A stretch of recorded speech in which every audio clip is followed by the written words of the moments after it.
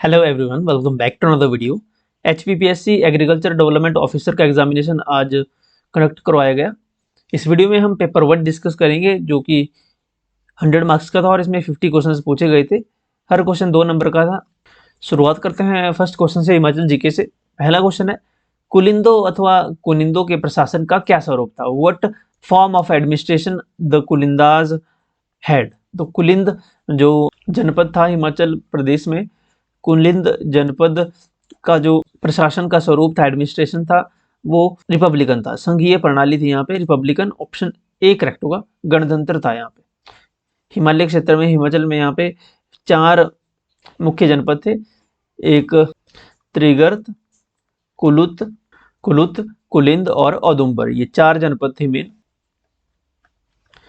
अगला क्वेश्चन है, कांगड़ा के पठिहार और कनिहारा के प्राचीन शिलालेख किस लिपि में है? What is the script of ancient rock inscription of Patihar और कनिहारा, जो कांगड़ा में है? तो इन पटिहार और कांगड़ा के जो प्राचीन शिलालेख है, इंस्क्रिप्शन है, इनकी जो स्क्रिप्ट है, लिपि है, वो ब्रह्मी और खरोष्टी है। ओके, ऑप्शन ए करेक्ट होगा, ब्रह्मी एंड खरोष्टी लिपि। अगला क्वेश्चन है, according to the famous linguist Grierson, who were the first familiar Indo Aryans of Himalayan territory? प्रसिद्ध भाषाविद ग्रियसन के अनुसार हिमालय क्षेत्र के प्रथम परिचित इंडो आर्यन कौन थे? ग्रियसन के अनुसार, अकॉर्डिंग टू ग्रियसन, हिमालय क्षेत्र के प्रथम परिचित इंडो आर्यन थे Khas. Okay, Khasas. Option A correct होगा, खस। अगला क्वेश्चन है, the rajas of Chamba belong to which line of Rajput?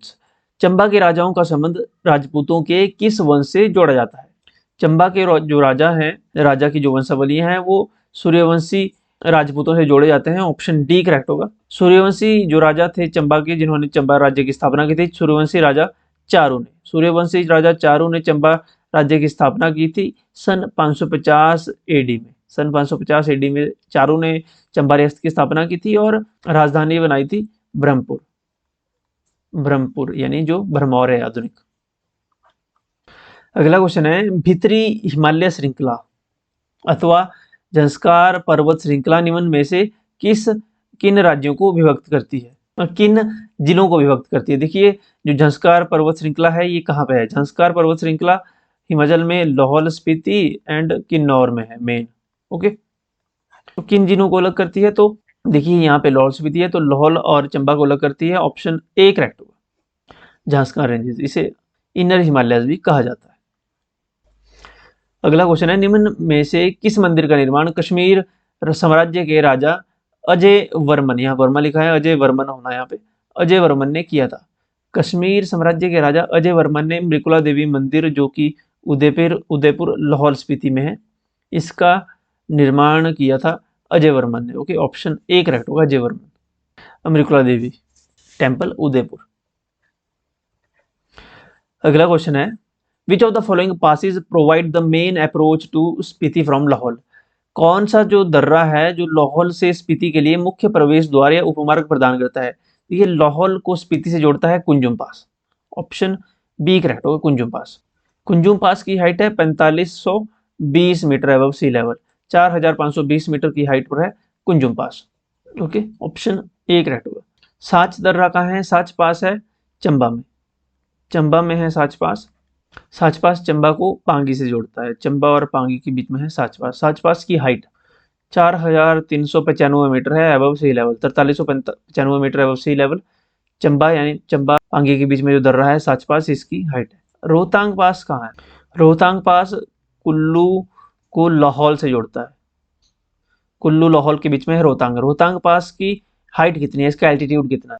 3978 metre above sea level Rohtang दर्रा। अगला क्वेश्चन है, सन 1914 ईस्वी में निम्न में से हिमाचल प्रदेश के किस जिले क्षेत्र में गदर पार्टी की गतिविधियों में वृद्धि हुई थी? तो 1914 में हिमाचल प्रदेश के मंडी क्षेत्र में, मंडी और सुकेत क्षेत्र में गदर पार्टी की गतिविधियों में वृद्धि हुई थी। ऑप्शन सी करेक्ट होगा, मंडी और सुकेत।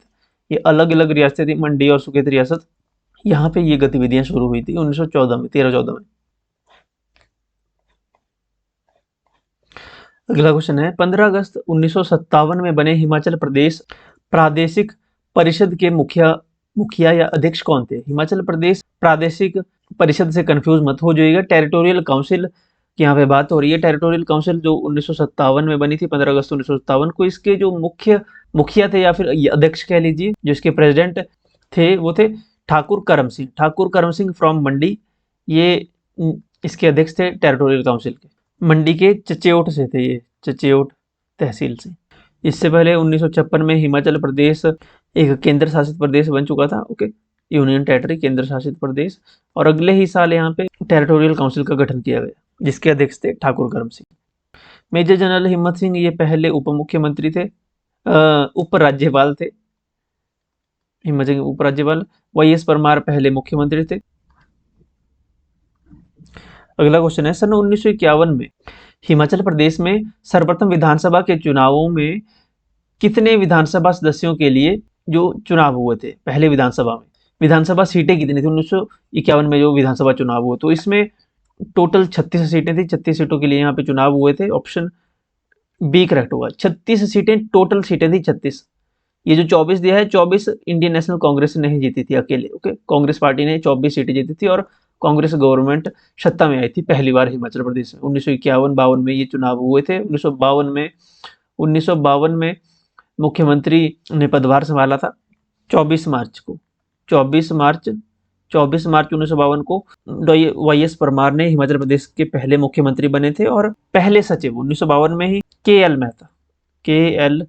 मेहता पहले सचिव बने थे, फर्स्ट सेक्रेटरी थे। ओके, अगला क्वेश्चन है, निम्नलिखित में से किस पन बिजली परियोजना की परिकल्पना राष्ट्रीय राजधानी दिल्ली के लिए पीने के पानी की आपूर्ति हेतु की गई थी? Which of the following hydroelectric power dam was conceived as a drinking water supply scheme for the national capital Delhi? देखिए, कोलडाम से ऐसी कोई भी सप्लाई नहीं गई है, ना ही शोंगटोंग से गई है। शोंगटोंग ये लाहौल स्पीति में है। शोंगटोंग जल विद्युत परियोजना, कोलडैम बिलासपुर में है, बिलासपुर मंडी के बीच। तो यहाँ से कोई भी ऐसी पानी की सप्लाई नहीं गई है। तो ये डैम है रेणुका डैम। रेणुका डैम गिरी नदी पे बना है, ये गिरी रिवर पर।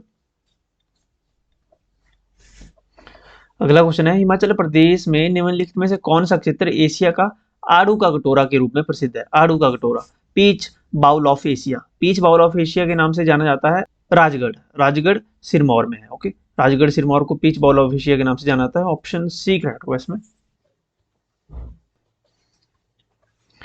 अगला क्वेश्चन है, सन 1001 ईस्वी में राजपाल को हराने वाला अफगान बादशाह कौन था?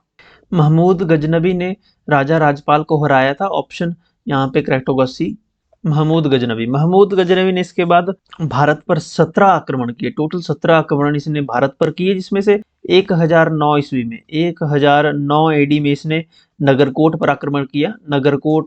नगरकोट यानी जो कांगड़ा शहर था, वहां पे आक्रमण किया। ब्रजेश्वरी मंदिर को लूटा, वहां पे तोड़फोड़ की। 1009 में इसने राजा आनंदपाल को हराने के बाद नगरकोट को लूटा था। राजा आनंदपाल को हराया था इसने 1009 AD में। ओके, 1001 ईस्वी में इसने राजपाल को हराया था। राजा राजपाल ये पंजाब के हिंदू शाही शासक थे। ये युद्ध हुआ था पेशावर के पास। ओके, जो यहाँ पे राजा राजपाल और मोहम्मद गजनबी का। नेक्स्ट क्वेश्चन है, हिमाचल प्रदेश की प्राचीनतम वास्तुकला में किस मूलभूत सामग्री का प्रयोग किया गया था? प्राचीन वास्तुकला में मूलभूत सामग्री जो थी वो थी लकड़ी। ऑप्शन डी करेक्ट होगा, लकड़ी का प्रयोग हुआ था। अगला क्वेश्चन है, निम्न में से कौन सा मंदिर नागर शैली में बने मंदिरों का पूर्वोत्तर उदाहरण है, नमूना है? तो नागर शैली में जो मंदिर बना है वो है मसरूर रॉक टेम्पल, जो कांगड़ा में है। ये नागर शैली में है। ऑप्शन बी करेक्ट होगा। हमने कई बार डिस्कस किया हुआ है, मसरूर रॉक टेम्पल जो है नागर शैली में बना हुआ है। ओके, ऑप्शन बी इसमें करेक्ट है। किसने बनाया था ये? कश्मीर के राजा ललितादित्य ने बनाया था ये टेम्पल। ललितादित्य ने कब बनाया था? 8th सेंचुरी में। तो ये 15 क्वेश्चंस थे HP GK के। इसके बाद national international GK। First question है इसका, question number 16, who became the oldest Indian women to climb the Mount Everest? Mount Everest पर चढ़ने वाली सबसे अधिक आयु की यानी उम्रदराज महिला कौन है? ज्योति रात्रे ये oldest women to climb the Mount Everest. 2025 में ज्योति मात्रे ने 55 साल की उम्र में 55 की एज में माउंट एवरेस्ट पीक जो है क्लाइम किया, ज्योति रात्रे। ये जो बछेंद्री पाल दिया गया है ये फर्स्ट विमेन थी भारत की जो माउंट एवरेस्ट पे जिसने क्लाइम किया था। ओके, माउंट एवरेस्ट पे चढ़ने वाली पहली महिला थी भारतीय बछेंद्री पाल। इन्होंने 1984 में ये कारनामा किया था। 2025 में ज्योति मात्रे 55 साल की उम्र में माउंट एवरेस्ट पर क्लाइम किया है, तो इन्होंने भी एक रिकॉर्ड बनाया है। इस क्वेश्चन का ऑप्शन ए करेक्ट होगा। अगला क्वेश्चन है, भारत फ्रांस के 7वें संयुक्त मिलिट्री अभ्यास शक्ति का आयोजन कहाँ हुआ?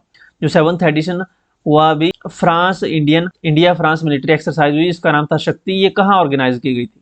ये मिलिट्री एक्सरसाइज शक्ति मेघालय में ऑर्गेनाइज हुई थी। ऑप्शन ए सी करेक्ट होगा, मेघालय। ये लास्ट ईयर हुई थी 2024 में इंडियन आर्मी और फ्रेंच आर्मी के बीच में। नेक्स्ट क्वेश्चन है, International Astronomical Union AIAU International Astronomical Union gave approval to which of the following name for the landing site of Chandrayaan site.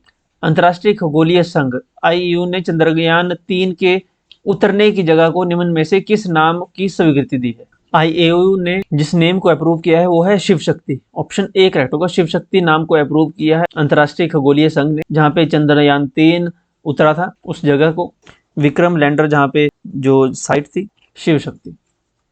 अगला क्वेश्चन है, BRICS New Development Bank has recently authorised which country to become its member? BRICS New Development Bank ने हाल ही में किस देश को अपना सदस्य बनाने की अनुमति दी?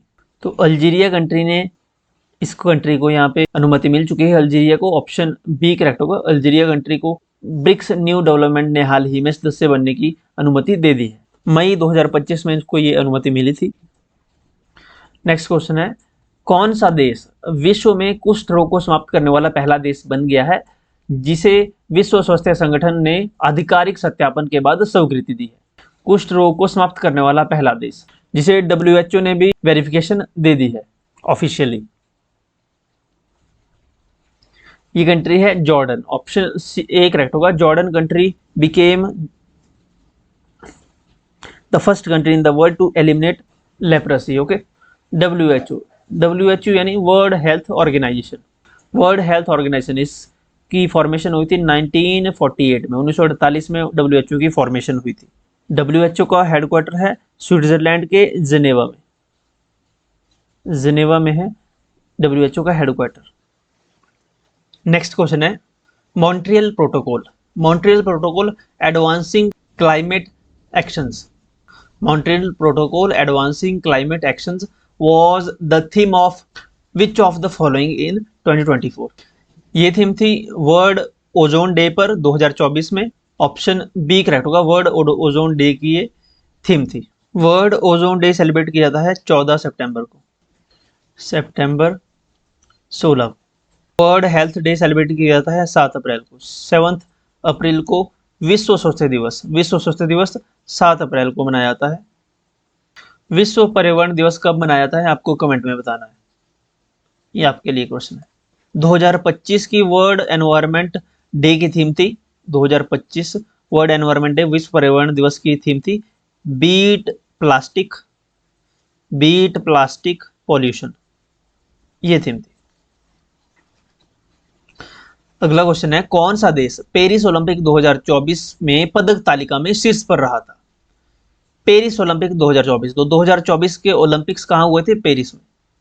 पैरा ओलंपिक की यहाँ पे पूछी है। Okay, para Olympic China top पर रहा था पेरिस पैरा ओलंपिक गेम्स में। ऑप्शन सी करेक्ट होगा, चाइना ने 94 गोल्ड मेडल जीते थे, 94। टोटल मेडल की अगर बात करें तो 221 मेडल चाइना ने अकेले जीते थे। सेकंड पे रहा ग्रेट ब्रिटेन सेकंड पे। Okay, great Britain second number पे। भारत ने टोटल 29 मेडल जीते थे, इसमें टोटल 29 मेडल थे, जिसमें से 7 गोल्ड थे, 9 सिल्वर थे और कितने बचे? 13 जो है ब्रॉन्ज थे। Total 29 medal. इससे पहले 2020 में जो टोक्यो पैरा ओलंपिक हुए थे, इससे 2020 में 4 साल पहले 2020 में टोक्यो में हुए थे। ओके, टोक्यो पैरालंपिक हुए थे। टोक्यो पैरालंपिक 2020 में इंडिया ने 19 मेडल जीते थे टोटल, तो 10 मेडल वृद्धि हुई है 2024 में जो हुए थे उसमें। अगला क्वेश्चन है, अक्टूबर 2023 में भारत और किस पड़ोसी देश ने आर्थिक और तकनीकी सहयोग समझौते पर पुनः वार्ता प्रारंभ करने का निर्णय लिया है? देखिए 2 साल प्रीवियस ईयर के करंट अफेयर बोला था एचपीपीएससी ने, और 2023 का करंट अफेयर भी यहाँ पे पूछा गया है। तो ये एक कंट्री है जिसके साथ यहाँ पे पड़ोसी देश जिसने आर्थिक और तकनीकी सहयोग समझौते पर पुनः वार्ता प्रारंभ करने का निर्णय लिया है, Maldives country. Option A correct होगा, मालदीव्स। ये कंट्री है श्रीलंका। ऑप्शन डी करेक्ट होगा, श्रीलंका। अगला क्वेश्चन है, civil air navigation service organisation Asia Pacific conference 2023 was held at, shortcut में पढ़ेंगे इसको कांसो। Civil air navigation services organisation Asia Pacific conference 2023 कहां पर हुई? यह सम्मेलन कहां आयोजित हुआ था? ये सम्मेलन, ये कॉन्फ्रेंस हुई थी बाली में। बाली कहां है? इंडोनेशिया में। ऑप्शन ए करेक्ट होगा, इंडोनेशिया, बाली। नेक्स्ट क्वेश्चन है, who has been named Time magazine's CEO of the year 2024? निम्नलिखित में से किसको वर्ष 2024 में टाइम पत्रिका का मुख्य कार्यकारी अधिकारी सीईओ चुना गया है? टाइम पत्रिका का सीईओ किसे नियुक्त किया गया है, किसे चुना गया है? लिसा सू को चुना गया है। ऑप्शन ए करेक्ट होगा, लिसा सू। ओके, टाइम मैगजीन के सीईओ 2024 में। ऑप्शन ए करेक्ट होगा। नेक्स्ट क्वेश्चन है, अंतरराष्ट्रीय न्यायालय इंटरनेशनल कोर्ट ऑफ जस्टिस का नया अध्यक्ष किसे चुना गया है? Who has been elected as the new president of International Court of Justice? International Court of Justice के न्यू प्रेसिडेंट इलेक्ट हुए हैं इवासावा यूजी या Yuji Iwasawa of Japan. Justice Iwasawa Yuji of Japan elect हुए हैं new president of International Court of Justice. Option C correct होगा। International Court of Justice ये एक principal judicial organ है United Nation का, जिसकी स्थापना हुई थी जून 1945 को, 1945 को, सेकेंड वर्ल्ड वॉर की समाप्ति के बाद। अगला क्वेश्चन है question number 27, which European nation became the first one two start issuing digital Shenzhen visa? Digital Shenzhen visa प्रारंभ करने वाला पहला यूरोपीय देश कौन सा देश बन गया है? ये कंट्री है France. France, option C correct होगा। नेक्स्ट क्वेश्चन है, leave no one behind, quote everywhere, count everyone. Leave no one behind, count everyone was the theme of which of the following words day 2024? Leave no one behind, count everyone वर्ष 2024 के किस विश्व दिवस की theme थी? किसका विषय था? ये थीम थी वर्ल्ड पॉपुलेशन डे 2024 की। वर्ल्ड पॉपुलेशन डे 2024 की ये थीम थी। Okay, World Population Day, option C correct होगा, विश्व जनसंख्या दिवस। विश्व जनसंख्या दिवस, वर्ल्ड पॉपुलेशन डे सेलिब्रेट किया जाता है 11 जुलाई को। 1990 से इसकी शुरुआत हुई थी, 1990 से इसकी शुरुआत हुई थी। 11 जुलाई 1990 को पहली बार वर्ल्ड पॉपुलेशन डे सेलिब्रेट किया गया था, ऑब्जर्व किया गया था, सेलिब्रेट ऑब्जर्व किया गया था। अगला क्वेश्चन है, भारतीय खाद्य सुरक्षा एवं मानक प्राधिकरण द्वारा जारी राज्य खाद्य सुरक्षा इंडेक्स 2024 में किस राज्य को प्रथम स्थान मिला है? फर्स्ट पोजीशन मिली है स्टेट फूड सेफ्टी इंडेक्स 2024 में, जो रैंकिंग रिलीज की है FSSAI द्वारा, यानी food safety standard authority of India द्वारा। तो इसमें फर्स्ट रैंक मिला है केरला को। First Kerala, second J&K, Jammu Kashmir को सेकंड रैंक है, सॉरी तमिलनाडु को सेकंड रैंक है। ओके, तमिलनाडु सेकंड रैंक पे है, तमिलनाडु सेकंड पे है, थर्ड पे है J&K, फर्स्ट पे है केरला। ओके, अगला क्वेश्चन है, अक्टूबर 31, 2023 को निम्न में से कौन से 2 भारतीय शहर यूनेस्को के रचनात्मक शहरों का नेटवर्क में शामिल किए गए हैं? Which of the following 2 cities of India has been included in UNESCO's Creative Cities Network on 31 October 2023? ये 2 cities हैं, 2 cities हैं जो इंक्लूड की गई है यूनेस्को क्रिएटिव सिटीज नेटवर्क में। यह है ग्वालियर और कोझिकोड। कोझिकोड को डेजिग्नेट किया गया है as a city of literature, city of literature, city of literature के रूप में डेजिग्नेट किया गया है कोझिकोड को, और ग्वालियर को सिटी ऑफ म्यूजिक के रूप में, सिटी ऑफ म्यूजिक। कोझिकोड कहाँ है? कोझिकोड केरला में है, केरला में है कोझिकोड। ग्वालियर उत्तर प्रदेश में, मध्य प्रदेश में है। ग्वालियर मध्य प्रदेश में है और कोझिकोड केरला में। City of literature Kozhikode, Gwalior city of music. अगला क्वेश्चन है, भारतीय शिक्षा नीति 2020 के प्रारंभिक अवस्था में किस भाषा पर विशेष बल दिया गया है।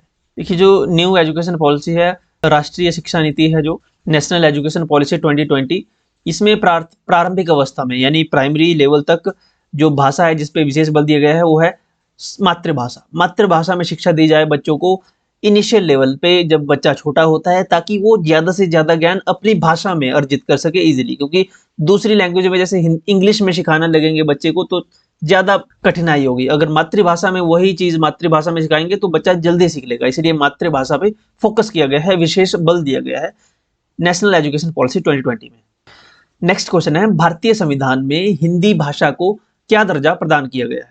भारतीय संविधान में हिंदी भाषा को संघ की राजभाषा का दर्जा दिया गया है। ऑप्शन बी करेक्ट होगा, राजभाषा का दर्जा दिया गया है अंडर आर्टिकल 343(1). नेक्स्ट क्वेश्चन है, निम्नलिखित में से किस भाषा की देवनागरी लिपि नहीं है। देखिए, देवनागरी लिपि संस्कृत की देवनागरी लिपि है, हिंदी की लिपि देवनागरी है, डोगरी भाषा की लिपि भी देवनागरी है, लेकिन बांग्ला भाषा की लिपि देवनागरी नहीं है। बांग्ला भाषा की लिपि भी बांग्ला ही है। ओके, बांग्ला भाषा की लिपि बांग्ला है। जैसे पंजाबी भाषा है तो उसकी लिपि क्या है, इसकी गुरुमुखी लिपि है। गुरुमुखी लिपि पंजाबी भाषा की है। इसके अलावा नेपाली जो लैंग्वेज है, नेपाली भाषा की लिपि भी देवनागरी ही है। ओके, देवनागरी नेपाली भाषा की। जैसे इंग्लिश है, जर्मन है, इनकी क्या है, इंग्लिश, जर्मन, फ्रेंच, इन सभी की जो स्क्रिप्ट है, जो लिपि है, वो रोमन है। Okay, Roman. उर्दू भाषा की लिपि कौन सी है, उर्दू की लिपि है फारसी। फारसी लिपि में उर्दू भाषा को लिखा जाता है।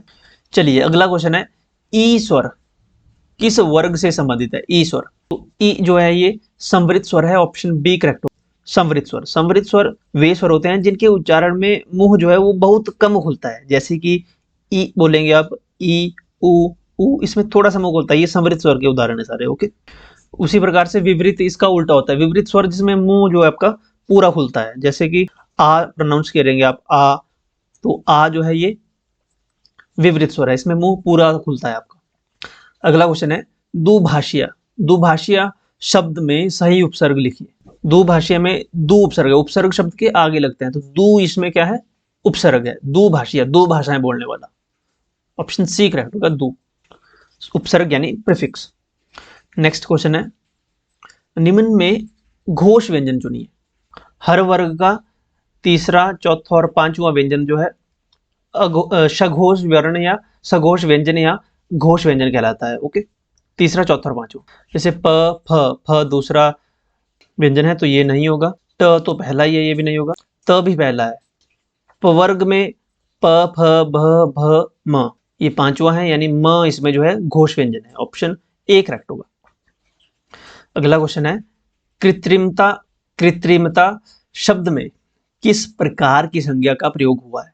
कृत्रिमता एक भाववाचक संज्ञा है। ऑप्शन बी करेक्ट होगा, भाववाचक। अगला क्वेश्चन है, समष्टि शब्द का विलोमार्थी शब्द चुनिए। समष्टि का विलोम होगा व्यष्टि। ऑप्शन डी करेक्ट होगा, व्यष्टि। समष्टि का अर्थ होता है सामूहिक रूप में। ओके, सामूहिक रूप। और व्यष्टि का अर्थ होता है व्यक्ति विशेष। ओके, अनिकिनी शब्द का सही पर्यायवाची चुनिए। अनिमिनी का सही पर्यायवाची शब्द होगा वाहिनी। Option A. लास्ट क्वेश्चन है हिंदी का, इतिश्री करना मुहावरे का सही अर्थ चुनिए। इतिश्री करना मुहावरे का अर्थ होता है कार्य को समाप्त करना या कार्य का अंत करना। ऑप्शन डी करेक्ट होगा, कार्य को समाप्त करना, इतिश्री। इतिश्री का विलोम क्या होता है। इतिश्री का विलोम होता है श्री गणेश करना यानी शुरुआत करना। फर्स्ट क्वेश्चन है इंग्लिश पोर्शन का, 10 क्वेश्चन इंग्लिश के हैं। Select the correct option to fill in the blank. Filling the blanks, the bird flying over the pole, over that pole, the bird flying over that pole. Filling the blanks में आएगा, do you see the bird flying over that pole. Do you see, इसमें do you see. Next question है, select the option which carries the same meaning as the given sentence. The tumbler is too hot. Tumbler is too hot to hold in hand. Tumbler is too hot to hold in hand का यहाँ पे same meaning किस sentence में छिपा है, तो आप देखेंगे अगर the tumbler is so hot that it can not be held in hand, option है इसमें डी बिल्कुल करेक्ट हो जाएगा। अगला क्वेश्चन है select the correct option to fill in the blank. With filling the blanks, with filling the blanks unprecedented performance, he was filling the blanks one who ran away with the medal। देखिए ये तो clear है कि he was the one, यहाँ तो the ही आएगा, second में the ही आएगा, तो सेकंड में the केवल एक में ही है, ऑप्शन सी में। with an unprecedented performance, an unprecedented, okay, तो an आएगा फर्स्ट में और सेकंड में the आएगा, ऑप्शन सी इसमें करेक्ट हो जाएगा। अगला क्वेश्चन है हमारा select the correct option to fill in the blank। he completed the project well in time, comma, filling the blanks, he is supposed to be lazy। he completed the project well in time, filling the blanks, he is supposed to be lazy। he completed the project well in time although he is supposed to be lazy, option D correct होगा although। Question number 45, select the correct option to fill in the blanks। I am thankful that she filling the blanks always has been very kind to me। I am thankful that she has always been, देखिए been भी है यहाँ पे, तो यहाँ पे has आएगा। she has always been very kind to me, me के साथ to ही लगेगा, kind to me, okay, option यहाँ पे करेक्ट होगा has to, option B, has always been very kind to me, option B correct होगा। Question number 46, choose the correct indirect from the following। Neelam said I hope to make my parents proud one day। इसका indirect होगा नीलम said that, hope का हो जाएगा hoped, she hoped, I का she hoped to make her parents proud one day, option D इसमें करेक्ट होगा, okay. अगला क्वेश्चन है read the following jumbled sentence and arrange them into the meaningful paragraph. तो हमारे पास यहाँ पे पैराग्राफ दिया गया है, Sam has been nation champion after he break she decide to marry, after the break she decide to marry to Shyam.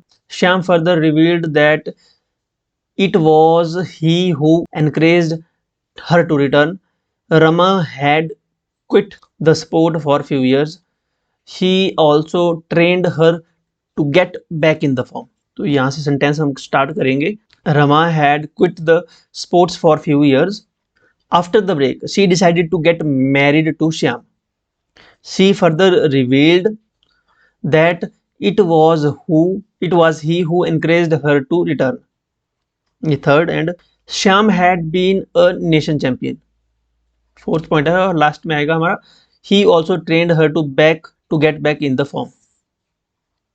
Okay, लेकिन यहाँ से एस वाला केवल एक ही है जिसमें S Q P R T दिया गया है, हमारा बना S R Q P T, यानी आर और क्यू यहाँ पे आगे पीछे होंगे, आर आ जाएगा हमारा क्यू की जगह पे और क्यू आ जाएगा आर की जगह पे। तो स्टार्टिंग करेंगे यहाँ से, Rama has quit the sports for few years, after the break she decided to get marry to Shyam. Shyam had been a nation champion.